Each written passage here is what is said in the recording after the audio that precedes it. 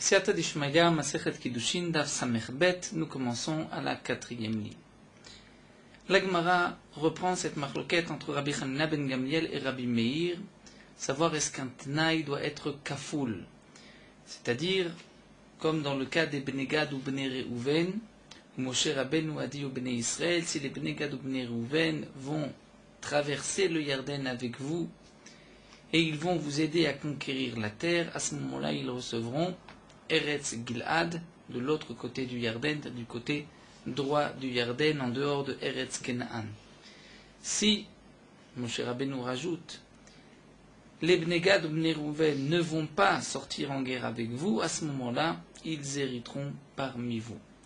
D'après Rabbi Meir, la Torah nous a rapporté la condition dans les deux sens, s'ils traversent, s'ils ne traversent pas, pour nous enseigner que toute naï, toute condition doit être aussi précisée dans les deux sens. Donc un homme, dans le cas de Kiddushin, qui dit à une femme, Ariat Mekodeshetli, à condition que je te donne 200 zouz, donc nous avons vu Tnaï Kodem le Maasei de dire à condition que je te donne 200 zouz Ariat Mekodeshetli, mais il doit rajouter, mais si je ne te donne pas les 200 zouz, tu n'es pas Mekodeshet. Dans le cas où cet homme n'a pas rajouté si je ne te donne pas, ça dépend du Tnaï, c'est lui ou elle qui doit donner, si il ne rajoute pas par la suite, si je ne te donne pas ces 200 zouz, tu n'es pas Mekodeshet, eh bien dans ce cas-là, on ne tiendra pas compte du Tnaï.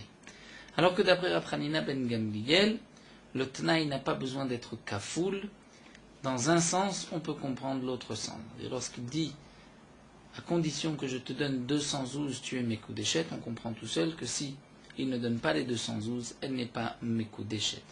Dans le pasouk, pourquoi la Torah a eu besoin de répéter la négation et que s'ils ne traversent pas, à ce moment-là, ils hériteront parmi vous. Donc Rabbi Hanina ben Gamliel nous a enseigné, parce que sinon, on aurait pu penser qu'ils ne vont pas hériter en Eretz Kenaan.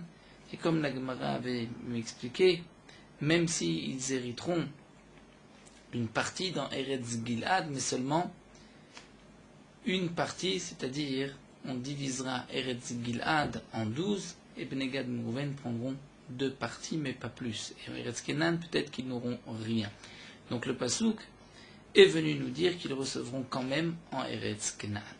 Donc la Gemara va maintenant continuer de rapporter quelques psukim. Bishlama le Rabbi Hanina ben Gamliel, encore, d'après Rabbi Hanina ben Gamliel, on comprend le Pasouk à propos de la Sota. Et nous dirtif, c'est ce qui est marqué dans le Pasouk, où le Kohen dit à la femme, Im no shachav ish otar, donc si tu n'as pas été avec un autre homme, Vim no satit tumatachat isher, et que tu n'es pas devenu impur, Hinnaki mimea marim amarim ele, alors que tu te sois, puisses te rendre propre, c'est-à-dire que ces mea marim ne vont pas avoir d'effet sur cette femme. D'après Rabbi Hanina ben Gamliel, on comprend que le Kohen dit im lo shachav, alors hinnaki, mais il ne dit pas ve'im shachav, que si tu as fauté, à ce moment-là, que tu meurs par ses os.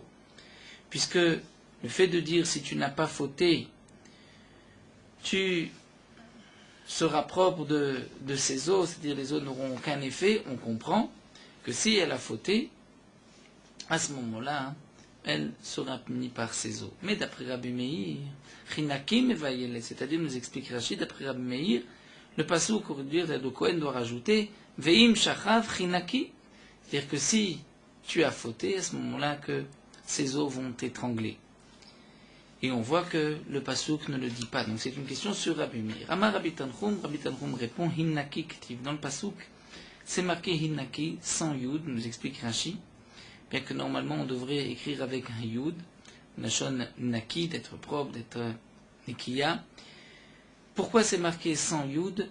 C'est que on veut laisser la place à la dracha et être doresh comme si c'était marqué chinaki.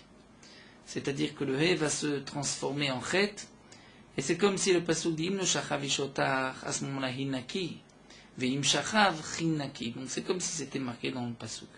Alors la Gemara reprend, Bishama de Rabbi Meir dirtiv hinnaki, c'est ainsi on comprend, d'après Rabbi Meir, pourquoi c'est marqué hinnaki sans yud, pour laisser la possibilité à la dracha de chinaki, que les os vont étrangler. Et la Rabbi Hanina ben Gamliel, alors la Mali, pourquoi c'est marqué hinnaki sans yud? La Gemara répond, sal kadatar itzterir, j'en ai besoin, sal kadatar amina, j'aurais pu croire. Himno shachav ish hinaki, si la Torah n'avait pas dit ce hinaki sans yud qui nous laisse sous-entendre hinaki, on aurait pu croire. Himno shachav ish hinaki, c'est-à-dire si tu n'as pas fauté avec un homme à ce moment-là, tu vas être propre de ses os. Veim shachav, mais si elle a fauté, alors à ce moment c'est lo hinaki v'lo hinaki. Il n'y a, c'est-à-dire les os n'ont pas un effet ni positif ni négatif. Leisura be'alma, cette femme a fauté. Donc kamash malan, que non. C'est-à-dire hinaki, que même d'après Rabbi Hanina ben Gamliel, la Torah vient dire que cette femme, ou bien elle va vivre, ou bien les os vont la tuer. La Gemara continue à propos d'un homme impur qui doit se purifier avec les cendres de la vache rousse le 3e et le 7e jour de son impureté. Ou plutôt, on va dire le 3 et le 7e jour, 3e et le 7e jour des 7 jours de pureté. Puisque l'homme impur n'est pas obligé de recevoir les cendres de la vache rousse le 3e jour de son impureté. Il peut commencer même 3 semaines après être impur, mais dès qu'il commence les jours de pureté, pour se purifier le 3e et le 7e jour, il doit se purifier. Donc bien sûr, le 3e, il peut aussi le commencer immédiatement, c'est 3 semaines après.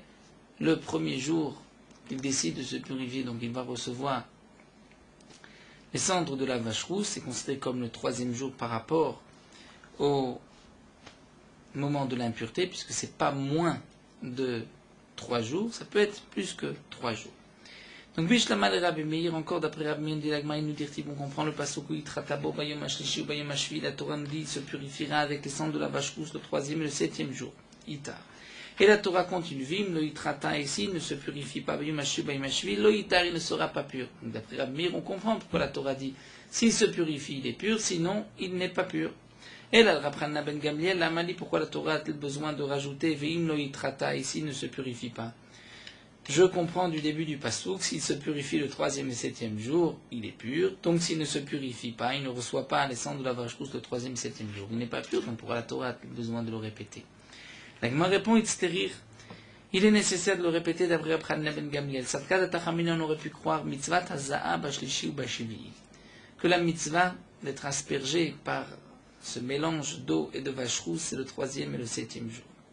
Mais j'aurais pu croire que si on a fait un des deux, que ce soit le 3e ou 7e jour, c'est suffisant. Kamash malan, que non, que c'est les 2 jours. Donc sans le deuxième pasouk vim lo yitratan, sans que le pasouk vienne rajouter, si on ne se purifie pas le 3e et le 7e jour, on ne reçoit pas les cendres de la vache rousse, à ce moment-là, on ne se purifie pas, parce que sans ce pasouk, j'aurais pu croire que un des deux, c'est suffisant. Le 3 et le 7e jour, c'est seulement les mitzvahs. Mais ce n'est pas me'akev. La Gemara continue, visa taor alatame bayom ashu bayom shvi lamali. Ça c'est une question, comme nous dit Rashi, qui est aussi bien d'après Rabbi Meir que d'après Rabbi Hanina ben Gamliel. La Gemara pose la question, pourquoi la Torah a-t-elle besoin de dire visa taor alatame, l'homme pur va asperger sur l'homme impur le 3e et le 7e jour. C'est déjà marqué dans la Torah que il doit se purifier le 3e, le 7e jour. Pourquoi cette répétition?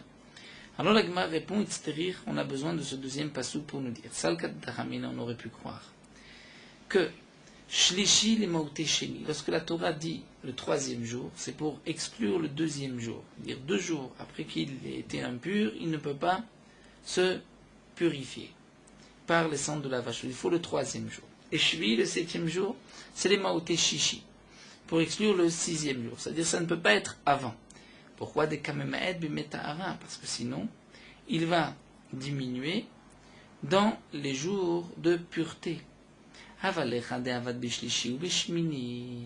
Mais dans le cas où il va se purifier le 3e et le 8e jour, des kamafish bimetahara, nous explique Rashi, lorsqu'il rallonge les jours de tahara, Rashi nous explique par rapport au jour où il a touché l'impureté. Puisqu'il va se purifier le 3e, recevoir les cendres de la vache rousse, et aussi le 8e jour, donc il va rajouter un jour en plus. Peut-être que Ema Shapir Damé, on aurait pu dire que c'est valable aussi. Kamash Malan, que non. C'est-à-dire le chidouche, c'est que non. La Torah dit, c'est seulement le 3e et le 7e jour. Il doit y avoir 4 jours d'intervalle, mais pas le 8e jour. Ensuite, la Gemara termine Vechiteo bayom hashvi lamali. Pourquoi la Torah a-t-elle besoin de rajouter Vechiteo, il va se purifier le 7e jour. C'est déjà marqué Vechiteo bayom hashvi, puisqu'il reçoit le Isa Taor la Tamiyom hashvi bayom hashvi. Qu'est-ce que la Torah veut dire? Il se purifie le 7e jour. Itzterir, la Gemara dit j'ai besoin de ce passous, Katatach Amina, j'aurais pu croire animer les Kodashim. Aval le Teruma Bechad Namesagia Kamashman. J'aurais pu croire que c'est seulement à propos des Kodashim où il nous faut le 3e et le 7e jour, mais pour de la Teruma, par exemple, on peut se purifier seulement avec un des 2 jours. Kamashmalan que non, Vechito Bayom Hashvi, c'est seulement le 7e jour où il va se purifier et pas avant, c'est-à-dire s'il n'y a eu que le 3e jour, ce n'est pas suffisant même pour la Teruma. La Gemara continue, et là nous allons entrer dans une nouvelle soubia, entre autres la soubia de Davar Shelo Ba Leolam, c'est-à-dire d'une chose qui n'est pas encore arrivée dans ce monde comme nous verrons. Hamekadesh et Aïcha, un homme, et Mekadesh donne des kiddushin à une femme, V'amar, et ensuite il dit Kasavur Haïti Shei Kohenet, je pensais qu'elle était Kohenet, Varigi Levia, et je me suis donc trompé puisqu'elle est Lévia. Ou bien Lévia, je pensais que c'était Lévia Vari Kohenet, alors qu'elle est Kohenet. Ania, je pensais qu'elle était pauvre. Vari Ashira, elle est riche. Ashira Vari Ania, je pensais qu'elle était riche, elle est pauvre. Donc le mari veut annuler le Kiddushin, le mariage, puisqu'il dit j'ai été trompé. La Gemara, le Mishnah nous dit, à raison Mekudeshet, elle est mariée, on ne peut pas annuler le mariage. Pourquoi? Puisque ce n'est pas elle qui l'a trompé, c'est lui qui s'est trompé. Ce n'est pas elle qui l'a trompé, c'est lui qui s'est trompé. Et donc, puisque lui n'a rien dit au moment des Kiddushin, n'a pas posé de conditions, c'est ce que nous avons vu, Devarim Shebalev, c'est-à-dire des paroles qu'il a dans son cœur, alors que dans sa bouche, il a dit Ariat Mekudesh etli sans aucune condition, donc je ne tiens pas compte de ce qu'il aurait pu penser. À Omer le Isha, un homme qui dit à une femme Ariat Mekudesh etli lachar she'et gayer, que tu sois Mekudesh etli lachar she'et gayer, après une fois que je vais me convertir. Donc c'est un non-juif qui donne des kiddushin à une femme et qui lui dit je vais aller me convertir et voici tes kiddushin, une fois que je suis converti, des kiddushin vont être chalé. Ou bien il donne à une non-juive et il lui dit voici tes kiddushin, tu seras mekudeshet après que tu te convertisses. Lachar sheshtacher, si c'est un esclave, il donne des kiddushin. Les kiddushin ne seront chal qu'une fois qu'il va être libéré. Ou bien il dit à une femme, une shifra kenanite, seulement après que tu sois libéré. Ou bien l'achar shiamud ba'alech, un homme qui donne à une femme mariée des kiddushin, il dit voici tes kiddushin, ils ne seront valables que une fois que ton mari meurt. Ou l'achar shtamut achoter, ou bien si lui était marié avec la sœur de cette femme, donc il dit tu es mekudeshet à moi une fois que ta sœur va mourir, puisque si la sœur décède, à ce moment-là, cet homme peut se marier avec sa belle-sœur. L'achar shiachlotzlech yibamer, ou bien c'était une femme qui attendait le yiboum, et il donne des kiddushin en lui disant tu seras mekudeshet une fois que le yabam t'aura fait chalitza. Eh bien, ena mekudeshet, la femme n'est pas mekudeshet. Pourquoi? Puisque c'est ce qu'on appelle l'oba leolam, ce n'est pas encore de ce monde, il n'est pas encore converti, elle ne l'est pas encore, il n'est pas libéré, elle ne l'est pas, son mari n'est pas mort, sa sœur n'est pas morte, le yabam n'a pas fait de chalitza, donc on ne peut pas donner des kiddushin maintenant pour davar shelom, pour une situation qui n'est pas encore de ce monde. De même, un homme qui dit à son prochain il donne des kiddushin à un homme pour sa fille, puisque nous avons vu qu'un homme peut recevoir des kiddushin, peut marier sa fille. Donc un homme dit à son ami, Rouven qui dit à Shimon, Shimon, ta femme est enceinte, si c'est une fille, Ariat Mekudesh, elle est Mekudeshet pour moi. Eh bien, Ena Mekudeshet, mais en fin de compte, la femme de Shimon va accoucher d'une fille, elle n'est pas Mekudeshet à Rouven, puisqu'au moment où il donne kiddushin, elle n'est pas de ce monde, Loba Leola. Un autre cas aussi que nous voyons dans, entre parenthèses, d'après certains on saute la parenthèse, nous allons quand même juste la lire et l'expliquer, nous par la suite dans la Gemara, c'est-à-dire si la femme, son amie était déjà enceinte et ukar ou brin, c'est-à-dire le bébé était visible, Dvarav Kayamim, là, ces paroles sont valables, et Miadan et Keva Mekudeshet, si en fin de compte elle a une fille, elle est Mekudeshet. Pourquoi? Parce qu'étant donné que la grossesse est visible, donc ce n'est pas vraiment Davar Shelo Balola. Mais nous reprendrons ceci dans l'Agmara. L'Agmara nous rapporte ici une Mishnah, Tnan Atam. À propos de la terouma, nous savons que lorsqu'une récolte a poussé en Eretz Israël, on doit prélever la terouma qui est donnée au Kohen et le Maaser au Lévi. La terouma doit se prélever de la récolte. Si c'est du blé, de la récolte du blé, donc on va prélever la terouma sur ce blé. Une fois qu'on a prélevé la terouma sur ce blé, le reste, le blé, on va dire une fois qu'on a prélevé tous les prélèvements, Maaser Rishon, Maaser, Maaser Sheni, Maaser Ani, la récolte est appelée Choulin. Profane, on peut la manger. La terouma elle-même sera mangée par le Kohen. Un homme a 2 champs de blé, il peut prélever de la terouma d'une récolte pour une autre, étant donné que c'est du blé et du blé, même si ce n'est pas le prélèvement n'est pas du champ où a poussé ce blé, mais il peut prélever d'un champ pour un autre. Il y a une halakha qu'on ne peut prélever la terouma, et il y a une obligation de terouma qu'une fois que la récolte a été coupée, donc le blé m'était coupé. Tant que le blé est rattaché au sol, il n'y a pas d'obligation de terouma. Donc, puisqu'il n'y a pas d'obligation de terouma, on ne peut pas prélever sur cette récolte, même si un homme a 2 champs. Un champ, il a déjà fait la moisson, il a coupé le blé, dans l'autre champ, il n'a pas coupé le blé. Donc il pourrait dire, je vais prélever maintenant du blé déjà coupé pour les 2 champs, même pour le champ qui n'est pas encore coupé. Une fois que je le couperai, la terouma est déjà faite. Non, il ne pourra pas, étant donné que la récolte qui n'est pas encore coupée n'a pas d'obligation de terouma. Donc même si on prélève ainsi, cette récolte, une fois qu'on va la moissonner, elle aura le statut de tevel. Plus encore, parfois la terouma, si il avait une petite mesure de terouma, il prend de la terouma. Donc la terouma pour ce champ, eh bien la terouma qui a été prise pour ce champ, qui est encore rattaché au sol, ce n'est pas de la terouma, c'est du tevel.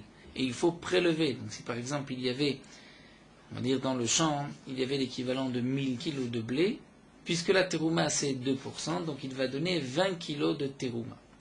Donc ces 20 kg de blé sont du blé tevel. Il n'y a eu encore aucun prélèvement. On va prélever ce blé pour la tonne de blé de ce champ. Mais étant donné que ce champ est encore rattaché au sol, donc les 20 kg de terouma ne sont pas terouma, sont en vérité tevel. Le Kohen ne peut pas le manger, sinon il y a riyuv mita.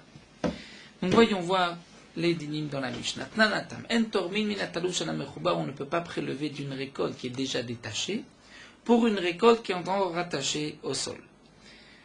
Veim taram, et si on a malgré tout prélevé, en terumato teruma, la teruma n'est pas valable.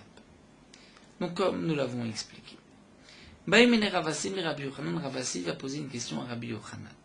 Un homme qui dit ainsi, Amar, perot arugazot lushim, les fruits de cette rangée, qui sont déjà détachés, yiyu teruma al perot arugazo mechubarim, vont être teruma sur les fruits de cette autre rangée, qui sont aujourd'hui encore rattachés, mais ils seront, donc ces fruits seront teruma, lorsque les fruits qui sont encore attachés au sol seront détachés, qu'on les coupera.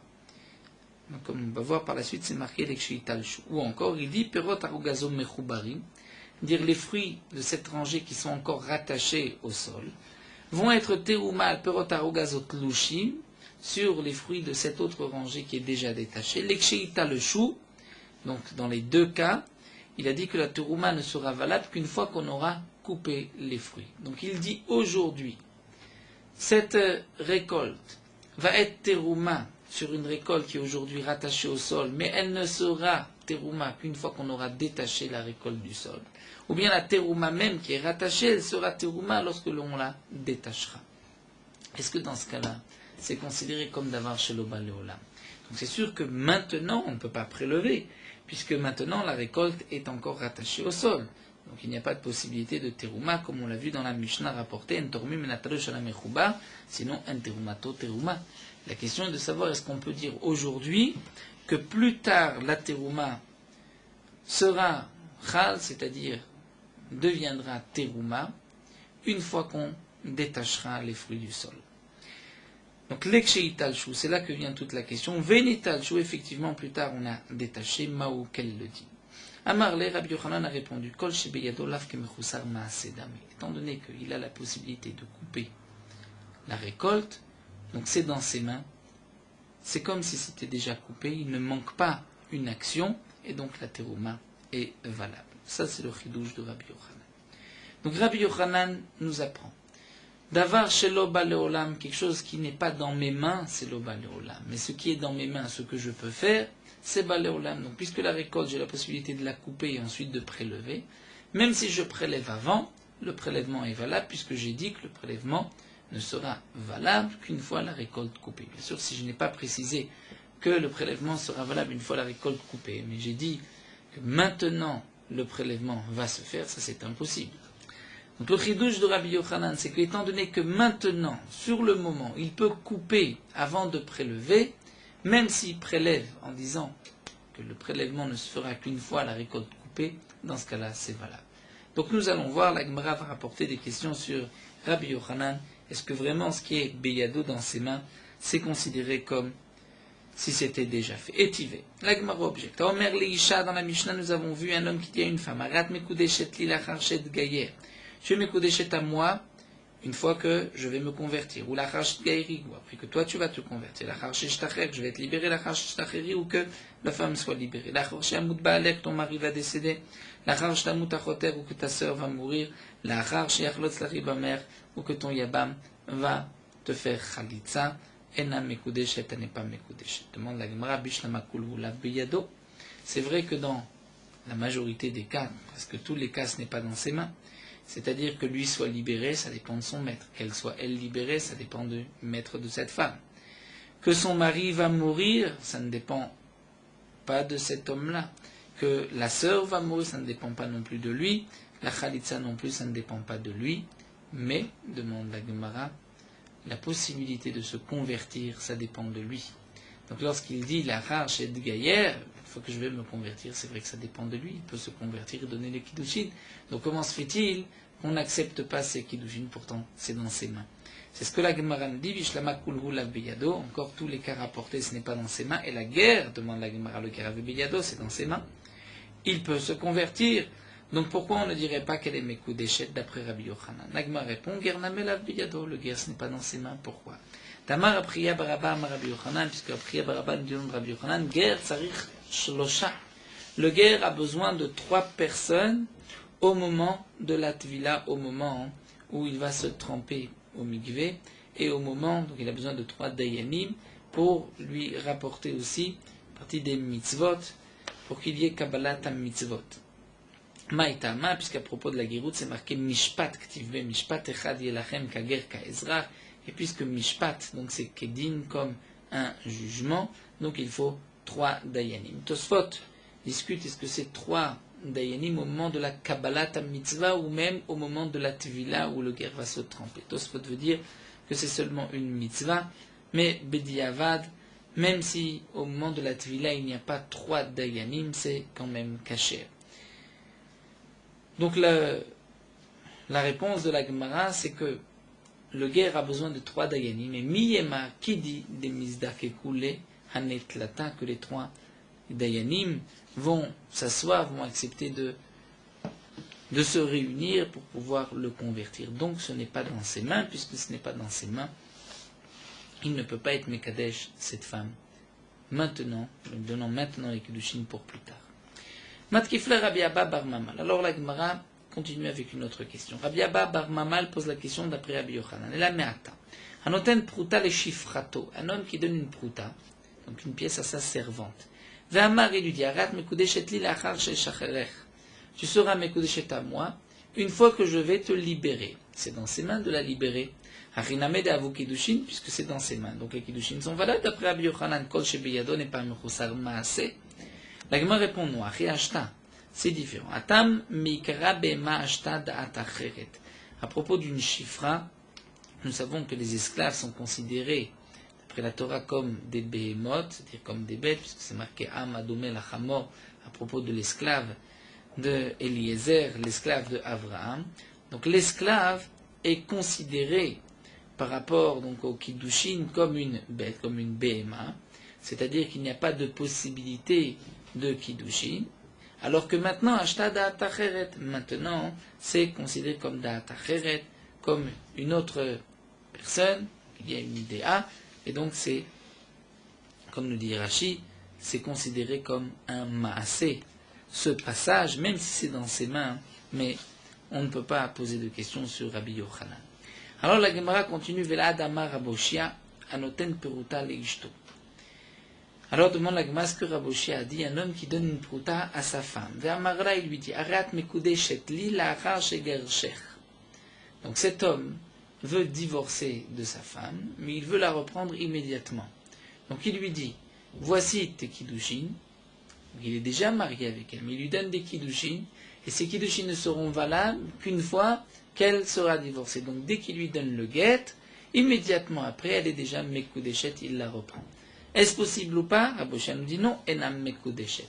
Alors la question de l'agma achinamel, Rabbi Yochanan, d'avou kiddushin, est-ce qu'on va dire que d'après Rabbi Yochanan, les kiddushin sont valables, puisque cet homme a la possibilité de la divorcer, donc c'est beyado de la divorcer, donc il peut lui donner des kiddushin dès maintenant.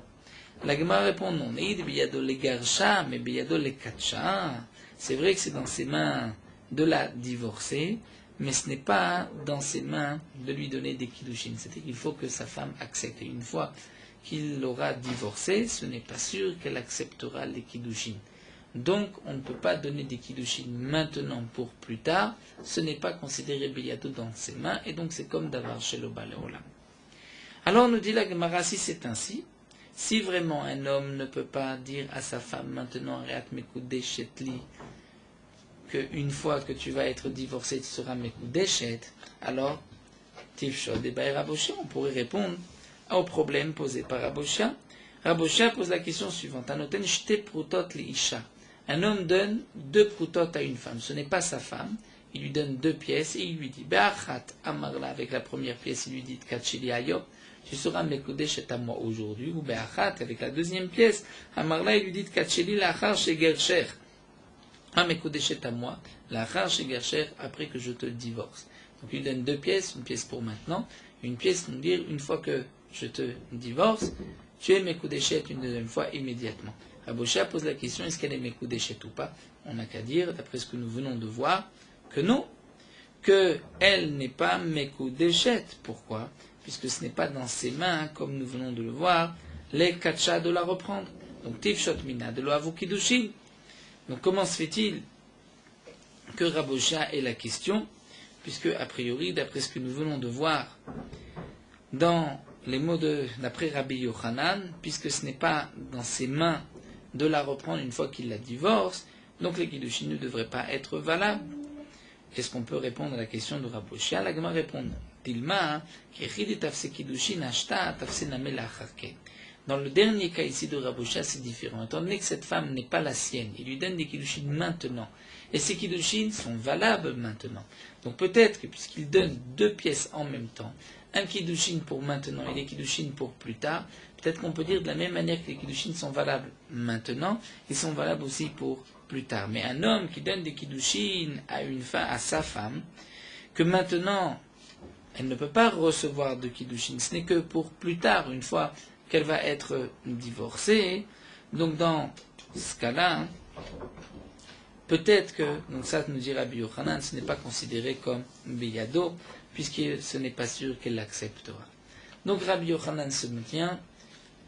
La svara de Rabbi Yochanan, c'est que kol shebeyado lo ave mechusar maaseh, ce qui est dans ses mains, ce n'est pas mechusar maaseh, ce n'est pas considéré comme davar shelo balola. Mais la Gemara nous apporte une preuve. Tana kavate de Rabbi Yochanan. Nous avons une preuve, et cet enseignement de Rabbi Yochanan, c'est marqué en tormi minatalush ana mechuba. Donc le din que nous avons vu au début de la Gemara, on ne peut pas prélever d'une récolte déjà détachée sur une récolte qui est encore attachée au sol. Vim taram en terumato teruma. Et si il a prélevé, la teruma n'est pas valable. Ketsad. Comment? Amar perot arugazot telushim. Si un homme a dit les fruits de cette rangée qui sont déjà détachés, yiyu teruma seront teruma perot arugazo meruberet sur les fruits de cette rangée qui est encore attachée au sol, ou bien le contraire, perot arugazo meruberet, les fruits de cette rangée qui sont encore rattachés au sol, yiyu teruma perot arugazo tlushim seront teruma sur les fruits de cette rangée qui sont déjà détachés. Lo amarklom, il n'a rien dit, étant donné que il veut que la chalot teruma, que la teruma se passe maintenant, et maintenant on ne peut pas prélever d'une récolte attachée au sol sur une récolte détachée du sol, ou le contraire d'une récolte détachée du sol sur une récolte encore rattachée au sol. Mais, et c'est là la preuve à l'enseignement de Rabbi Yochanan, avalamar lekshei talshu, donc la Braïta nous dit mefourash comme Rabbi Yochanan, il a dit que les fruits de cette rangée qui sont détachés seront terouma sur les fruits de l'autre rangée qui n'est pas encore détachée, mais la terouma se posera une fois qu'on détachera les fruits, ou dans l'autre cas, les fruits de cette rangée rattachés encore au sol seront terouma sur les fruits de l'autre rangée qui est détachée du sol, une fois que je vais détacher les fruits de cette rangée du sol. Là, dans ce cas-là, Vénétalchou, et qu'on a ensuite détaché du sol, Dvarav Kayamim, ces paroles sont valables. Donc ça, c'est vraiment ce que nous a dit Rabbi Yochanan, puisque c'est dans ses mains. Avant de prélever, il peut couper, détacher du sol, donc il peut prélever pour plus tard. Yeter alken, mais plus encore, nous dit la Gemara, Amar Ablaza ben Yaakov, Ablaza ben Yaakov, Aflo Amar perot arugazot lushim. Même s'il a dit les fruits de cette rangée qui sont détachés, Iyu terumal perot arugazot mechuberet, seront terouma sur les fruits de cette rangée qui est encore rattachée au sol, ou bien perot arugazot mechuberet, Iyu terumal perot arugazot lushim, que les fruits de cette rangée qui sont encore rattachés seront terouma sur les fruits de la rangée qui est déjà détachée. Quand? Lorsque les fruits vont mûrir, vont arriver à un tiers de leur maturité et qu'on va les détacher. C'est-à-dire que les fruits, prenons le premier cas, c'est plus simple. Les fruits de cette rangée sont détachés. Je veux que ces fruits soient terouma pour les fruits d'une autre rangée qui ne sont pas encore détachés, mais qui ne sont pas non plus arrivés à un tiers de leur maturité. Donc ils ne sont pas encore considérés comme des fruits chayav biterouma. Ça ne s'appelle pas une tvoa, nous dit Rashi, comme c'est marqué dans la Gemara de Rosh Hashanah. Et donc, Rabbi Elazar ben Yaakov rajoute, même si les fruits ne sont pas mûrs maintenant, il ne peut pas encore les couper. Il doit attendre que les fruits arrivent à shlish, à un tiers de leur maturité. La récolte, les fruits, malgré tout, lorsque Eviu shlish venitalshu, lorsque les fruits vont arriver, le fruit, la récolte à un tiers, et qu'ils vont être détachés, dvarav kayamim, ces paroles sont valables. Donc ça, c'est un chidouche qui est plus fort encore que ce que nous avons vu d'après Rabbi Yochanan, c'est que là, ce n'est pas beyado. C'est vrai qu'il a la possibilité de couper la récolte, mais il n'a pas la possibilité de la faire pousser plus vite. Il ne peut pas, ce n'est pas dans ses mains de la faire pousser tout de suite. Donc c'est vraiment d'avar shelo balolam. Seulement, comme dit Rashi, Rabbi Elazar ben Yaakov pense qu'on peut être makné d'avar shelo balolam, une chose qui n'est pas encore de ce monde, comme la Gemara nous le rapportera par la suite, que de ce Rabbi Elazar ben Yaakov, on voit que même d'avar shelo balolam, on peut donc être magdish, on peut rendre terouma, on peut déjà en disposer. Amar Rabba. Rabba rajoute sur ce que nous venons de voir de Rabbi Elazar ben Yaakov. Donc nous avons vu au début Rabbi Yochanan dit kol shebeyado, et là nous avons un autre chidouche. Rabbi Elazar ben Yaakov nous enseigne que même si, à ce moment même, la récolte que je vais prélever, de laquelle je vais prélever, ou sur laquelle je vais prélever, si cette récolte n'est pas encore arrivée à un tiers, à un shlish, mais j'ai dit que la terouma se fera une fois que la récolte arrivera à un shlish et que je vais la couper, la terouma est valable. Alors Rabba vient préciser, Lo amar Rabbi Elazar ben Yaakov ela beshachat, aval be'agamlo. Ce que nous a dit Rabbi Elazar ben Yaakov, que c'est considéré dès maintenant comme la possibilité de pouvoir prélever, c'est seulement beshachat, c'est-à-dire une récolte qu'on peut couper maintenant, donner à manger à la bête, c'est-à-dire une récolte qu'on ne va pas laisser pousser, shachat, c'est-à-dire comme de l'herbe qui pousse et qu'on va couper pour les bêtes. Donc c'est quand même considéré comme quelque chose d'important, nous dit Rashi, donc c'est pour cela qu'on peut prélever maintenant pour plus tard. Mais aval be agam, mais si c'est agam, agam Rashi nous dit, si c'est juste des petites herbes fines et tendres, là dans ce cas-là, l'eau on ne peut pas, ce n'est pas considéré comme quelque chose d'important, de chashuv, et donc là on ne peut pas encore, même dire la terouma ne peut pas se poser dessus, même si ce n'est que pour plus tard, lorsqu'on arrivera à un tiers de la maturité. Rav Yosef Amar, Rav Yosef n'est pas d'accord avec Rabba, il nous dit Afilu be'agam, même si c'est agam, même si c'est un tout petit peu poussé, même si c'est encore très fin, très tendre, c'est quand même suffisant, d'après Rabbi Eliezer ben Yaakov, puisque Adam Makne ou Magdish Davar Shelo Baleolam, donc il peut dire, une fois que la récolte arrivera à un tiers et que je la couperai, donc le prélèvement sera valable. En tout cas, nous avons vu que le terme de Agam signifie une récolte fine, une récolte qui est encore tendre. Demande l'Agma, Maï Mashma d'Ayagam Mishnah de Butsalanahu. D'où est-ce qu'on sait que la chaîne de Agam, c'est un chaîne donc de Butsalana. Rashi nous dit, mais Vatzel vaut les aider, quelque chose qui sort, qui pousse de la terre, qui sort à peine de la terre. Amar Ablazar de Amakra, puisque la Torah dit, Alachov Ka'agmon Rosho. Dire dans le pasouk, c'est marqué Alachov Ka'agmon Rosho, est-ce qu'il va pencher sa tête comme un agmon, c'est-à-dire comme cette petite herbe. Donc on voit que c'est une herbe qui peut se pencher facilement, qui est tendre. C'est donc ce que on définit la traduction du mot Be'agam. Alors maintenant la Gemara continue, Kemanazla, puisque nous avons vu ici une marloquette entre Rabba et Rav Yosef, d'après Rabbi Eliezer ben Yaakov. Donc reprenons d'après Rabbi Yochanan, nous avons vu plus haut qu'il faut que, pour pouvoir être Magdish ou Makne, il faut que ce soit au moins Beyado, même si ce n'est pas pour maintenant, mais Beyado, que ce soit dans ses mains. Comme par exemple une récolte qui est prête et que je peux couper.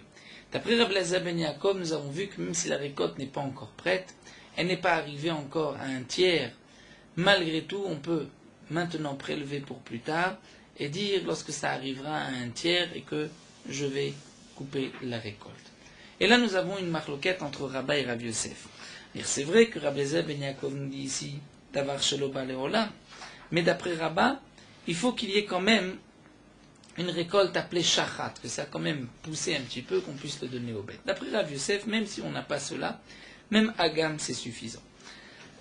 Donc la marloquette entre Rabba et Rav Yosef, est-ce qu'on a besoin d'un petit peu ou de, on va dire, de beaucoup? Keman Azla Adetania, donc la Gemara nous dit, comme qui va cette braïta, a Omer le Chavero, un homme dit à son ami, Im yalda ishtechan nekeva mekudeshet li, lo amarklo. Si ta femme va accoucher d'une fille, elle est mekudeshet à moi, donc il veut se marier avec la fille qui va naître, lo amarklo, il n'a rien dit.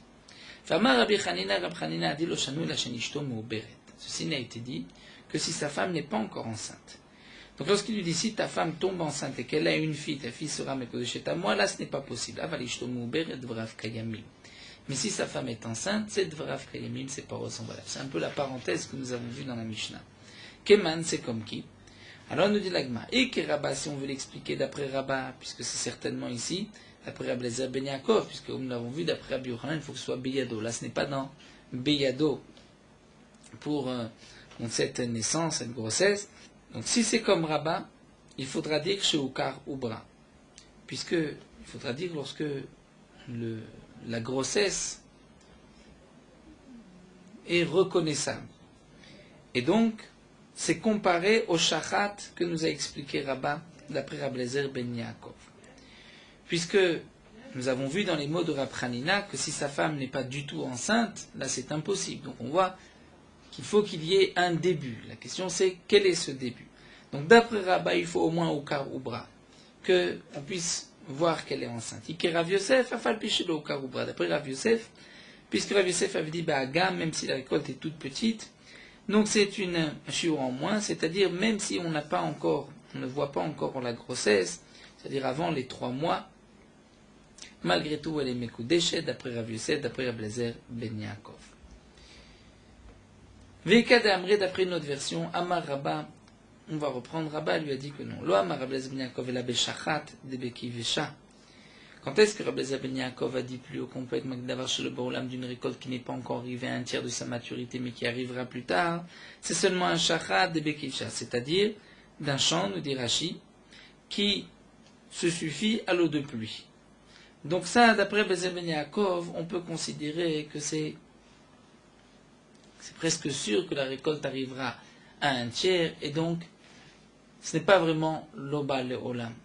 Donc il peut déjà disposer, ou être Mekadesh, ou utiliser cette récolte ou prélever. Aval Beshachat de Beshakia. Mais si c'est un shachat d'une terre qu'on doit arroser, là dans ce cas-là, l'eau, Rabbi Eliezer ben Yaakov n'a rien dit. Pourquoi? Puisque, étant donné que souvent la récolte s'abîme, étant donné qu'il faut l'arroser, donc ça c'est encore moins que l'eau balom. C'est vraiment l'eau balom, ce n'est pas encore d'où venu dans ce monde-ci. Mais Rav Yosef nous dit, Amar aflu beshachat de beshakia, même un tel shachat du tel ce terrain, puisque ça a déjà poussé, même si c'est vrai qu'il faut arroser et que ça risque de s'abîmer, mais pour l'instant ça ne s'est pas abîmé. On pense que ça ne va pas s'abîmer, c'est suffisant. D'après Rabbi Eliezer ben Yaakov, il y a un début de Baal Olam et on peut donc prélever pour plus tard. Alors d'après cette deuxième version, ce que nous avons vu la Braïta, un homme qui dit à son ami, si ta femme a une fille, couche d'une fille, elle soit Mekodesh à moi, il n'a rien dit. Après, on a dit seulement si sa femme n'est pas enceinte, là c'est différent de la première version, mais si sa femme est enceinte, Dvarav Kayamim, donc Keman, c'est comme qui? Alors on va dire, chez Ukar Ubra Vedivre Akol.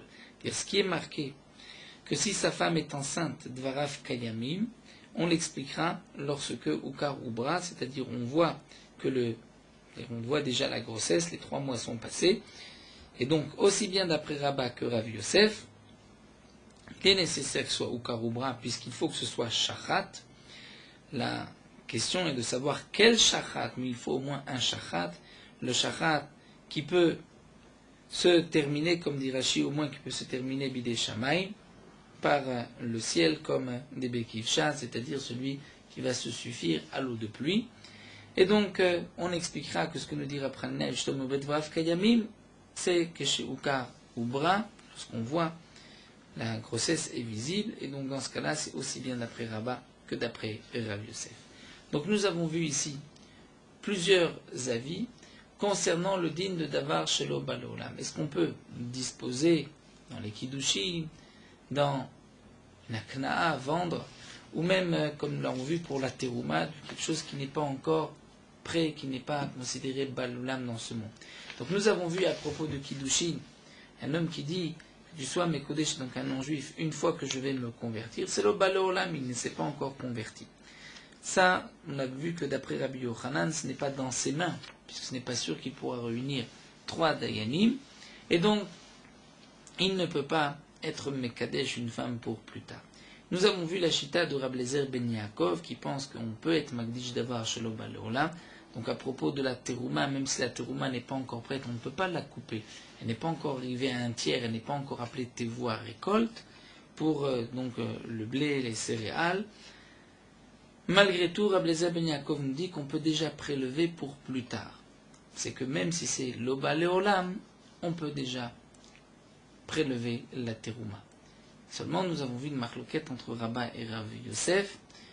Est-ce que d'après Rabbi Eliezer ben Yaakov, il faut quand même un début, que ce soit Shachat ou même Hagan, d'après la deuxième, le cas des Amré, est-ce qu'il faut que ce soit un Shachat qui se suffit à l'eau de pluie ou d'un terrain même qui doit être arrosé? Sinon, c'est peut-être considéré comme d'avoir chez l'Oba Leolam Klal, et là même Rabbi Eliezer ben Yaakov sera d'accord qu'on ne peut pas en disposer. Alors la Gemara nous dit, Amar Abaye, Abaye poursuit, nous dit Rabbi Eliezer ben Yaakov, Rebi, Rabbi Meir, ces 3 Tanaïm, Kulus Viralem. Ils pensent tous les 3 que Adam Makne Davar Shelo Balolam, c'est le Rashi Tevot de Davar Shelo Balolam, un homme peut faire un kinyan, peut faire acquérir toute chose qui n'est pas encore de ce monde. Rabbi Eliezer ben Yaakov, Adam Ran, ce que nous avons vu à propos de la terouma. Rebi de Tanya, puisque Rebi nous enseigne dans une braïta, on continue d'Av Samer Gimel, encore quelques lignes pour terminer la Sugia. Lotasgir Eved de la Donav, le passou qui nous dit que le Bedin n'a pas le droit de rendre l'esclave à son propriétaire. Rabbi Omer, Rabbi explique, il s'agit ici belokar eved almenat leshachero, d'un homme qui achète un esclave pour le libérer, ktuv medaber, et que là, la Torah interdit au Beddin de le rendre à son maître pour qu'il puisse le garder esclave. Echidame, dans quel cas, Rav Nachman bar Yitzhak, Rav Nachman bar Yitzhak nous explique qu'il donne des katavlés, dans le cas où il a écrit, donc, un homme vient acheter un esclave et lui dit, Lekshe kachacha, lorsque je vais t'acheter, Are atzmecha kanu ilecha me'arshav, tu seras acquis à toi dès maintenant. Donc ça c'est davar chez le Baleolam, puisqu'il lui dit lorsque je t'achèterai, sinon il ne peut pas le libérer tant qu'il ne l'a pas acheté. Et il s'agit donc d'un esclave qui a été acheté pour être libéré, comme nous explique Rashi, sinon ça ne s'appelle pas Eved el Adonav. S'il a déjà été libéré et qu'on veut le prendre, ce n'est pas un Eved, un esclave. Donc on parle d'un esclave qui a été acheté, mais le maître qui l'a acheté, qui va l'acheter, lui dit, lorsque je vais t'acheter, tu seras libéré. Eh bien Rabbi pense qu'il est libéré. Donc c'est davar chez le Baleolam. Rabbi Meir de Tanya, comme on voit dans la Braïta, Rabbi Meir Omer l'Isha, un homme qui dit à une femme, Arat mekudeshet li lachar shet gayer, que tu sois mekudeshet à moi, après, une fois que je vais me convertir. Lachar shet gairi, ou après ta conversion. Lachar shet tacher, une fois que je vais être libéré, lachar shet tacher, ou que toi tu seras libéré d'un esclave ou d'une servante. Lachar shamud ba'aler, après que ton mari décède, lachar shtamut achotek, ta sœur décède, lachar shechlotz lach livamer, ou que le yabam va faire chalitza, ena mekudeshet, elle n'est pas mekudeshet, mais Rabbi Meir Omer mekudeshet. Rabbi Meir dit qu'elle est mekudeshet. Donc d'après Rabbi Meir, on voit qu'un homme est makné d'avoir chez le balolam, puisqu'il peut être mekadesh une femme, même s'il n'est pas encore converti, même si elle n'est pas encore convertie. Rabbi Yochanan Sandala Omer ena mekudeshet, pas mekudeshet, mais Rabbi Yehuda Hanassi Omer mekudeshet, donc comme Rabbi Meir. Ou matam amrena mekudeshet, malgré tout Rabbi Yehuda Hanassi dit, c'est vrai que théoriquement elle est mekudeshet, mais on dit qu'elle n'est pas mekudeshet. Pourquoi? Mishum Eva. C'est-à-dire, dans le cas, nous explique Rashi, dans le cas où un homme dit que tu sois mekudeshet à moi une fois que ton mari va mourir ou que ta sœur va mourir, donc là il risque d'y avoir des disputes avec son mari ou avec la sœur puisqu'il est marié à cette femme et il veut se marier avec sa belle-sœur, donc une fois que ma femme, ta sœur, va mourir, donc puisqu'il risque d'y avoir des disputes, de la haine, alors là, Rabbi Yehuda Hanassi nous dit que dans ces deux cas-là, elle n'est pas mekudeshet. Mais dans les autres cas, dans le cas après la conversion ou après qu'il soit libéré, là, Rabbi Yehuda Hanassi est d'accord avec Rabbi Meir. Alors la Gemara demande Venarshov Name Rabbi Yehuda Hanassi, si c'est ainsi, si Rabbi Yehuda Hanassi est d'accord avec Rabbi Meir. Donc comment se fait-il qu'Abaye a dit il n'y a que 3 Tanaïm? On aurait dû dire même un 4e, Rabbi Yehuda Hanassi. Alors la Gemara répond Aïnou Rabbi Yehuda Hanassi. N'oublions pas que Rabbi c'est lui-même Rabbi Yehuda Hanassi. Rabbi Abaye nous a dit Bezon Yaakov Rabbi, Rabbi Meir Rabbi, c'est Rabbi Yehuda Hanassi.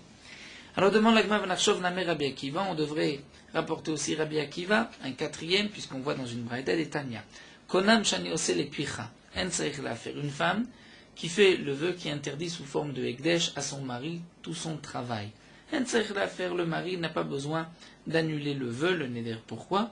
Puisque, étant donné que le travail de la femme c'est au mari, elle est soumise à lui, les Chachamim ont institué que le gain de la femme c'est pour son mari, donc le mari n'a pas besoin d'annuler le neder, elle ne peut pas lui priver de son gain. Rabbi Akiva, mais Rabbi Akiva dit non, il y a faire. Peut-être qu'elle va travailler plus que ce qu'elle doit, ce que les Chachamim ont institué qu'une femme doit travailler pour son mari. Et donc, sur ce surplus, il risque d'y avoir un neder, donc il faut faire afara. En tout cas, d'après Rabbi Akiva, comment le neder est chal, puisqu'elle n'a pas encore travaillé, elle n'a pas encore gagné? C'est l'oba leolam, une fois qu'elle va gagner, qu'il va y avoir un neder, un issour. Donc on voit que d'après Rabbi Akiva, on peut déjà décider d'avoir chez l'oba leolam, comme ici, de faire un neder. Alors la Gemara répond, pourquoi on n'a pas rapporté Rabbi Akiva, puisqu'on a déjà rapporté sur cette braïta, Kamar Ravuna Brid Rabbi Yoshua, Ravuna le fils de Rabbi Yoshua, dit Bomeret et Katshu Yadai Leoseem, Yadai Miknu Baolam. Ici on parle dans le cas où ce n'est pas que la femme a interdit le travail, le gain qu'elle va gagner, mais elle a déjà fait un neder sur ses mains, sur les mains, c'est-à-dire que Yadai Leoseem, que mes mains sont kadosh, pour le OCM, pour celui qui les a créés, c'est-à-dire pour Akadosh Baruch Hu, et que donc tout ce que ses mains produiront, il y a un issour à son mari. Et donc puisque c'est ainsi, puisque les mains yadaim itniu baolam, que les mains sont dans ce monde, donc elle peut interdire son travail, c'est-à-dire le gain de ses mains à son mari, et bien sûr seulement la partie, c'est-à-dire le gain qu'elle n'est pas obligée de faire à son mari. Mais pour ce que les Chachamim ont institué, comme le Rashi nous rapporte, les Chamesh Slaim, ça, la femme ne peut pas même disposer, ne peut être magdish ses mains pour son travail. Mais en tout cas, il ne s'agit pas ici de davar sheloba leolam, puisque les mains, c'est ce qu'elle a été magdish, ses mains. C'est comme si elle dit ses mains sont kadosh, c'est pas les mains sont kadosh pour le travail de ses mains, et les mains sont donc baolam. Là, nous terminons avec Meorot Halacha Daf Samerbet. Pendant les 11 mois après le décès d'un père ou d'une mère, le minag est que les enfants soient shaliach tzibour, pris en tant que ministre officiant. Bien sûr, c'est seulement celui qui sait prier qui pourra prier, puisque la tfila des enfants est importante pour les parents, plus encore que le kaddish qui est dit après la tfila. Puisque le kaddish, qui est appelé le kaddish yatom, qui est récité à la fin de la tfila, a en vérité été institué seulement pour les orphelins qui ont moins de 13 ans et qui ne peuvent pas être shaliach tzibur. Donc celui qui ne sait pas, qui n'a pas la possibilité de prier toute la tfila, il pourra quand même prier à partir de Ashrei et de Uval Etzion. Le minhag est que les enfants vont être shaliach tzibur pour la tfila de Harvit, étant donné qu'à la tfila de Harvit, c'est un moment où c'est le din, la justice dans le ciel, et donc à ce moment-là, la tfila est profitable pour les parents, pour les protéger. Donc la tfila de Harvit, plus encore que la tfila de Shacharit et de Mincha. En particulier, les enfants doivent faire attention de prier la tfila de Harvit de Motzae Shabbat, étant donné que pendant Shabbat, on ne juge pas les Rechaïm dans le Gehinam, mais que Motzae Shabbat, les Rechaïm retournent dans le Gehinam. Donc si les parents, Chas v'Shalom, retournaient au Gehinam, la tfila des enfants, le Motzae Shabbat, peut les protéger, les préserver du Gehinam.